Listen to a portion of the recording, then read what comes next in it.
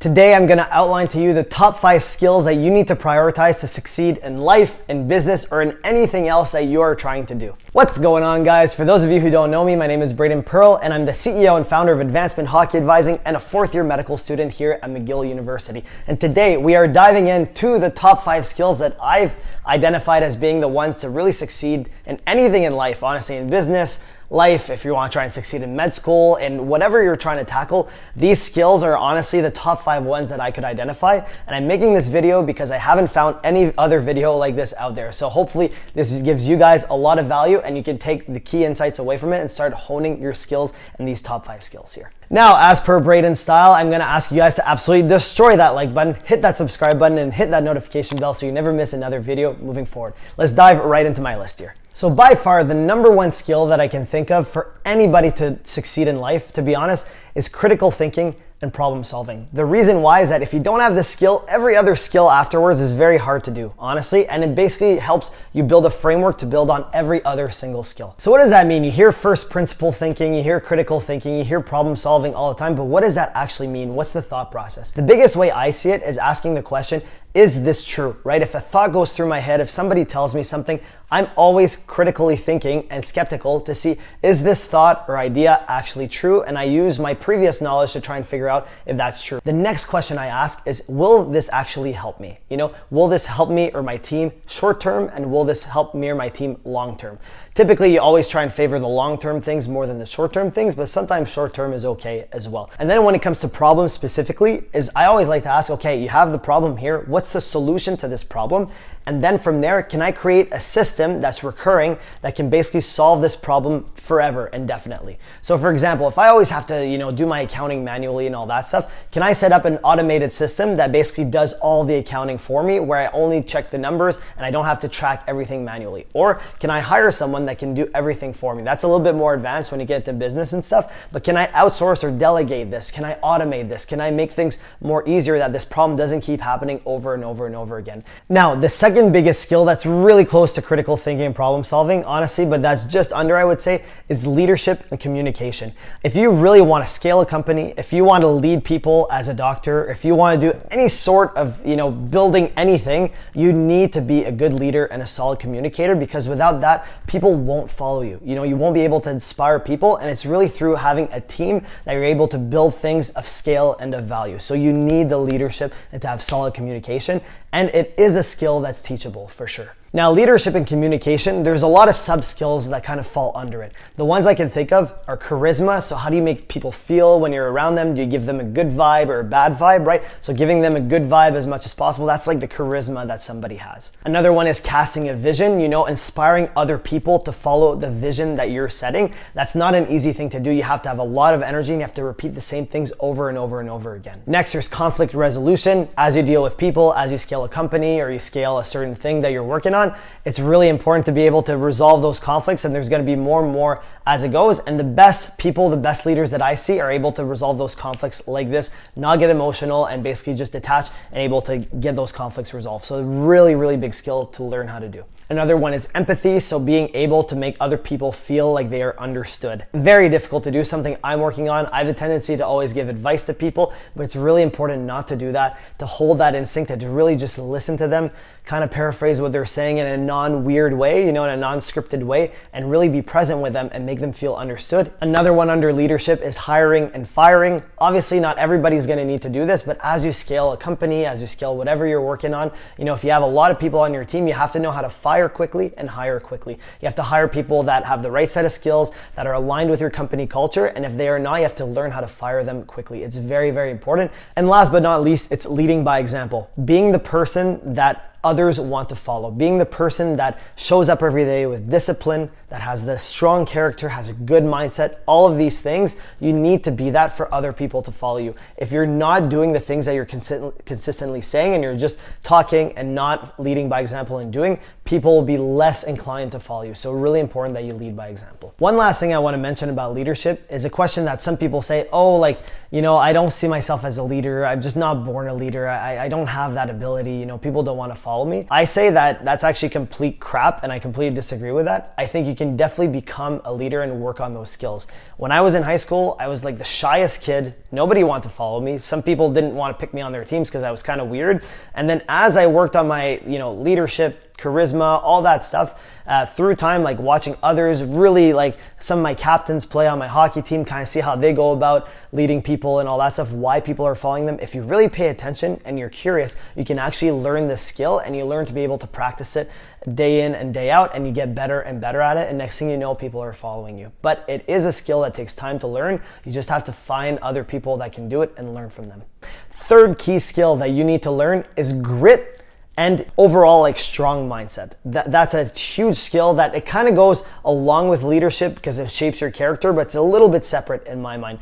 Somebody who has grit, somebody that can just go through the hardest times. No matter what you throw at them, they're resilient, they persevere through it, and they have that mindset to just overcome and get the prize. No matter how delayed the gratification, this person with grit just gets knocked down, stands back up again and again and again, and eventually after they fail, they get to success. No, they fail again, they get kicked in the teeth.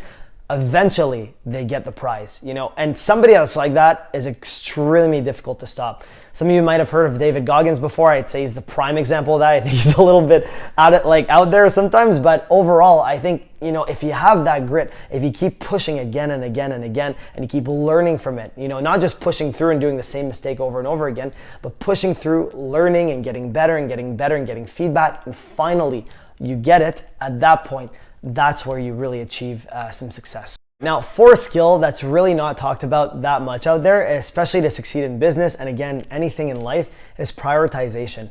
I think this includes time management, delegating and automating things, creating systems for things. We kind of touched on it a while ago, but I think it's its own skill where you can actually know how to best manage your time, best prioritize the tasks that you need to get done. I see too often people out there, they just do a whole bunch of busy work, but they actually get nothing done. And at the end of the day, they're not really ahead in life. You see a lot of people out there like that, especially the perfectionists that work on like all these tasks, try to get everything perfect, but does it really matter?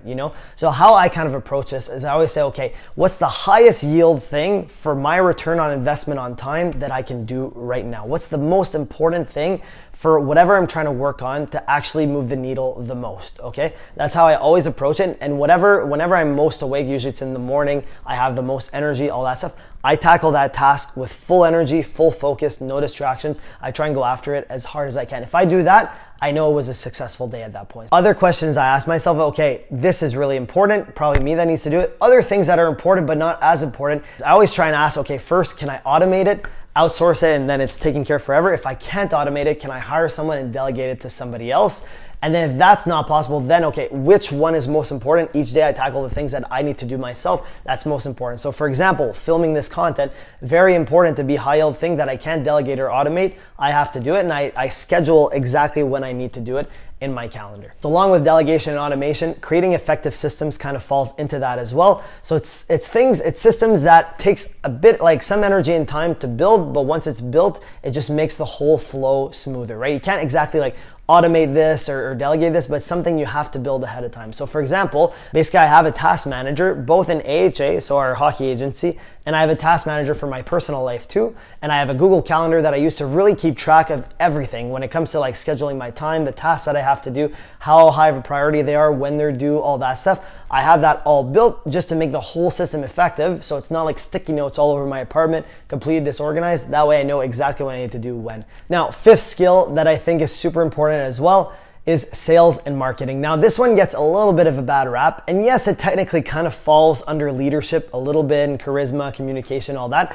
but it's kind of its own skill because there's a lot more that goes into it than just communication. It's such its own skill that I think it needs a subcategory, and it's really, really important because without good sales and marketing, honestly, your business is not going to survive for very long. Even if you have the best product in the world, if nobody knows about it, if nobody's able to talk about it, no one's going to buy it, So it applies to business a little bit more than life.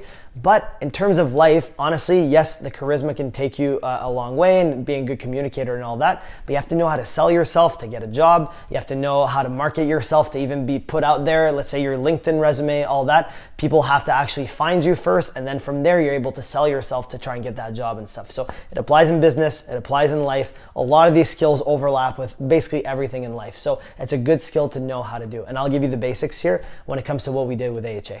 So for AHA, we actually didn't know this at the time, and it is something that just kind of happened by accident that I learned as we kind of went. We posted our YouTube videos at first, just as concise videos on specific topics to help our clients out that we would send to. That way I didn't have to repeat myself a million times. Over time, a lot more people that YouTube recommended to that were interested in junior hockey and stuff, they started watching it more and more. We started getting a following, and then we started building a brand. It started attracting people to us, you know? And that's where we learned the power of marketing and how valuable that really is. The core strategy that we have at AHA is now give as much value as you can for free. You give out that value, dish it out, you dish it out, you dish it out. You don't ask very often. And then people just naturally come to you because they see you as an expert. And then from there, some of them will be like, hey, we want to pay you for your time, for your expertise. So that's how we've gotten more and more clients at AHA.